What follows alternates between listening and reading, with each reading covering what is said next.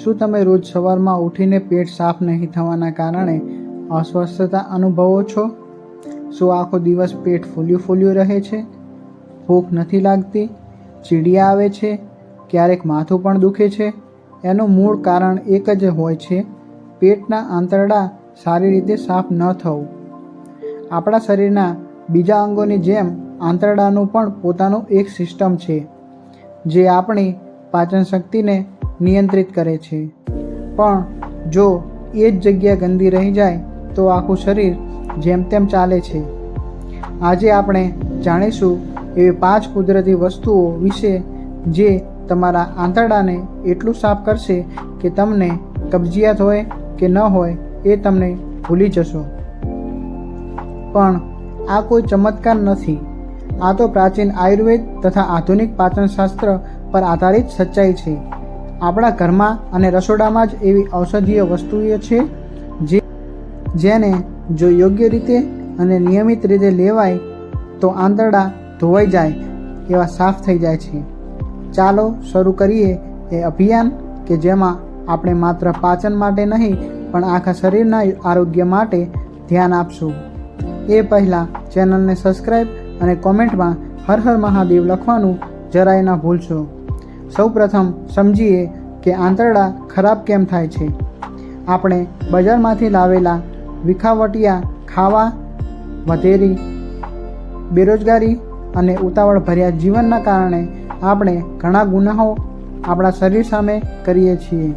આપણે સવારે સમય પર ઉઠતા નથી, નાસ્તો ટાળી દઈએ છીએ, ખાસ કરીને પાણી પીવાનું બિલકુલ ભૂલી જઈએ છીએ અને જ્યારે બહુ ભૂખ લાગે છે ત્યારે ભરપૂર ખાઈ લઈએ છીએ. પરિણામે આપણા આંતરડા સુસ્ત પડી જાય છે. શરીરના અંદરનું મહેનતુ પ્રકારનું અંગ એટલે કે આંતરડું, જેનાથી આખો પાચન પ્રક્રિયા થાય છે. પણ જ્યારે આ આંતરડામાં ગંદકી રહે છે તો ઝેરિયા તત્વો શરીરમાં ફરી વળે છે અને કબજિયાત, એસિડિટી, ગેસ, માથાનો દુખાવો, થાક, પેટમાં બોજો લાગે તેવી દરેક સમસ્યાઓ ઊભી થાય છે. આવું જીવન લાંબા સમય સુધી ચાલવી એ તો મોટા રોગો પણ થઈ શકે છે, જેમ કે કોલોન કેન્સર, હોમોરોઇટિસ, અલ્સર વગેરે. અત્યારે વાત કરીએ એવી કુદરતી 5 વસ્તુઓની જેને તમે તમારા દૈનિક જીવનમાં ઉમેરશો તો આંતરડા એવી રીતે સાફ થશે કે દિવસની શરૂઆત તાજગીથી થશે અને આખો દિવસ એનર્જીથી ભરેલો રહેશે. પ્રથમ વસ્તુ છે ભીંજવેલા તલ અને સબ્જા બીજ. રોજ સવારમાં 1 ચમચી તલ અને અડધી ચમચી સબ્જા રાત્રે પાણીમાં ભીંજવી દો. સવારમાં ખાલી પેટે એ પાણી સાથે એ બીજ ખાઈ જજો. તલમાં રહેલા ઓમેગા ફેટી એસિડ આંતરડામાં લુબ્રિકેટ કરતા હોય છે, જ્યારે સબ્જા શરીરને ઠંડક આપે છે અને આંતરડામાં સોજો ન વધવા દે. બીજું છે આયુર્વેદનું અમૂલ્ય દાન એટલે કે ત્રિફલા ચૂર્ણ. ત્રિફલા એટલે કે હરિતકી, બહેડા અને આમળાનું સંયોજન. આ ત્રણેય રત્ન આંતરડાની સફાઈ માટે શ્રેષ્ઠ માને છે. રાત્રે સૂતા પહેલાં 1 ચમચી ત્રિફળા ચૂર્ણને ગરમ પાણી સાથે પી જવું જોઈએ. માત્ર 7 દિવસમાં જ પેટ એવું સાફ થવા લાગશે કે તમને સમજાઈ જશે કે કંઈક સારું થઈ રહ્યું છે.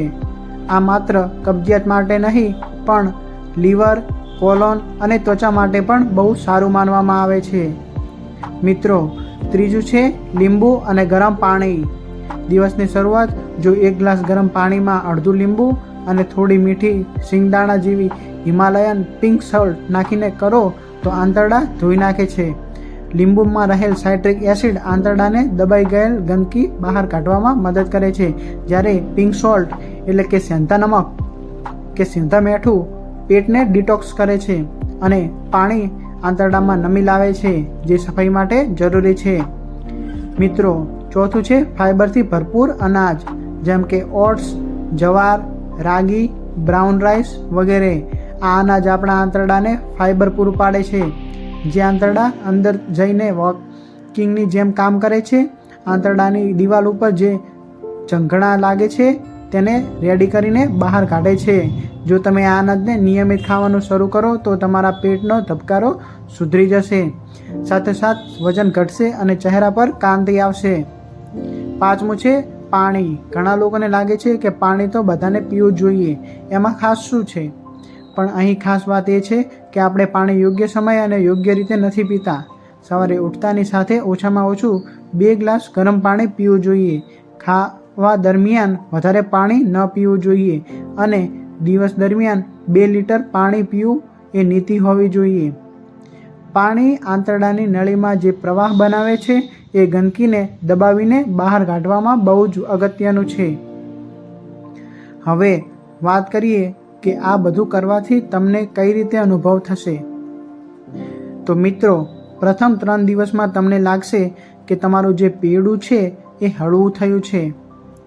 તમારો ચહેરો થોડો થોડો ચમકવા લાગશે. પહેલાં જેમ ઉઘાડું લાગતું હતું તેમ હવે નહીં લાગે. ભૂખ સારી લાગવા લાગશે. ગેસ અને એસિડિટીની ફરિયાદ ઓછી થઈ જશે.